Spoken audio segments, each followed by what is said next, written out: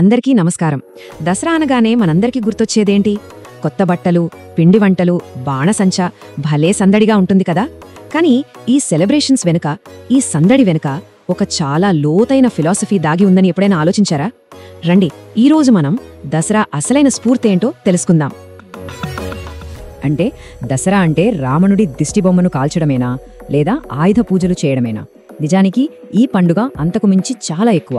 మనకు పైకి కనిపించే ఈ ఆచారాల వెనుక చాలా శక్తివంతమైన ఒక సందేశం ఉంది. అదేంటో ఇప్పుడు చూద్దాం.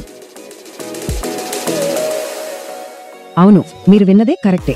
దసరా కేవలం ఒక పండుగ మాత్రమే కాదు, అదొక ఫిలాసఫీ, ఒక జీవన విధానం. ఇది ప్రతి సంవత్సరం మనకు ఒక విషయాన్ని గుర్తు చేస్తుంది. ఏంటంటే మన ఇన్నర్ ట్రాన్స్ఫర్మేషన్, మనల్ని మనం ఎలా మెరుగుపరుచుకోవాలి అనేది చెప్పే ఒక అద్భుతమైన అవకాశం.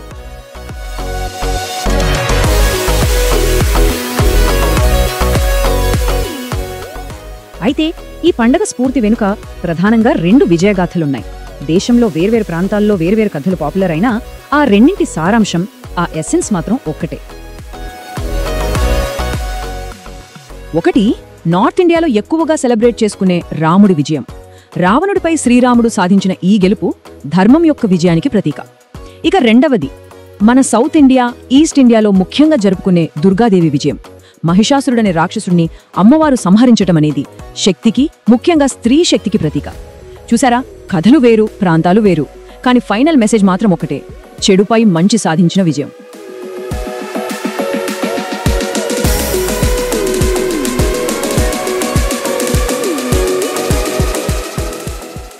ఇప్పుడు మనం దసరాకి ముందు వచ్చే నవరాత్రుల దగ్గరికి వద్దాం. చాలా మంది ఇది కేవలం 9 రోజుల పూజలు అనుకుంటారు, కానీ కాదు. ఇదొక పర్ఫెక్ట్ స్ట్రక్చర్డ్ రోడ్ మ్యాప్ అన్నమాట. మనల్ని మనం శుద్ధి చేసుకోవడానికి, మనల్ని మనం ట్రాన్స్ఫార్మ్ చేసుకోవడానికి ఒక ప్లాన్డ్ స్పిరిచువల్ జర్నీ ఇది.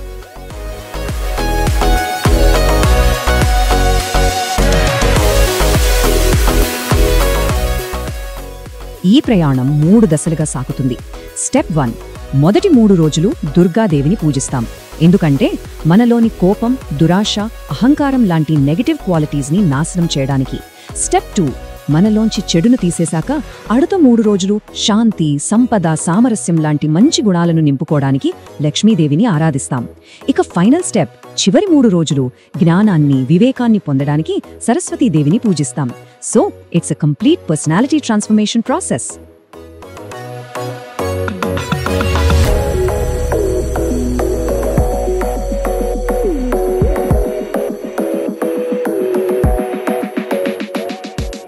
ఆ 9 రోజుల ఇన్నర్ వర్క్ తర్వాత, ఆ సెల్ఫ్ ప్యూరిఫికేషన్ జర్నీ కంప్లీట్ అయ్యాక వచ్చే 10వ రోజే విజయదశమి. ఇది మనలోని చెడుపై మనం సాధించిన విజయం, శుద్ధి చెందిన, జ్ఞానాన్ని పొందిన బ్యాలెన్స్డ్ సెల్ఫ్ యొక్క అల్టిమేట్ ట్రయంఫ్ అన్నమాట.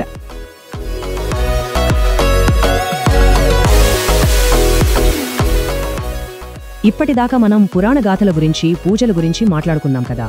కానీ ఈ పండుగ మనకిచ్చే అసలైన, అత్యంత శక్తివంతమైన సందేశం ఏంటంటే, అసలు యుద్ధం బయట కాదు, మన లోపలే జరుగుతుంది.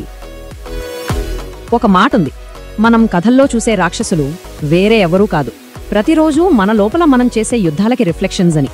అంటే రావణుడు, మహిషాసురుడు వీళ్ళంతా బయటెక్కడో లేరు, మన లోపలే ఉన్నారు.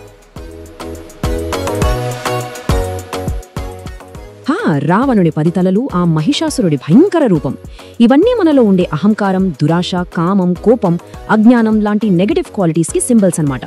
అందుకే దసరా పండుగ మనకొక కాల్ ఇస్తుంది, మన లోకలున్న ఈ రాక్షసుల్ని గుర్తించి వాటిపై విజయం సాధించమని. సరే, ఇదంతా బానే ఉంది. వేల ఏళ్ల నాటి ఈ ఫిలాసఫీకి, టెన్షన్స్తో, కాన్ఫ్లిక్ట్స్తో నిండిపోయిన మన మోడర్న్ వరల్డ్కి ఏంటి సంబంధం అని అనిపించవచ్చు. కానీ చాలా డీప్ కనెక్షన్ ఉంది. ఇక్కడే ఉంది అసలు పాయింట్. మనం మన లోపల జరిగే యుద్ధంలో గెలవనంత కాలం బయటి ప్రపంచంలో శాంతి అనేది అసాధ్యం. వ్యక్తిగత స్థాయిలో మనలో మార్పు వచ్చినప్పుడే అది సమాజ స్థాయిలో రిఫ్లెక్ట్ అవుతుంది. మనలోని అహంకారాన్ని, దురాశను మనం జయించగలిగితే బయట కనిపించే ఎన్నో గొడవలకు, సమస్యలకు అవే పరిష్కారాలు దొరుకుతాయి. మరి ఈ దసరా మెసేజ్ని మన లైఫ్లో ఎలా అప్లై చేసుకోవాలి? సింపుల్. మొదటిది, మంచి చెడుల పోరాటం. అంటే మన పనులు ఎప్పుడూ సరైనవిగా, ధర్మబద్ధంగా ఉండాలి. రెండవది జ్ఞానం అజ్ఞానం. అజ్ఞానమనే చీకటిని పోగొట్టే ఏకైక ఆయుధం నాలెడ్జ్ మాత్రమే అని గుర్తించాలి. ఇక చివరిగా వినయం అహంకారం. నిజమైన గొప్పతనం అహంకారంలో కాదు, సేవ చేయడంలో ఉందని గుర్తుంచుకోవాలి.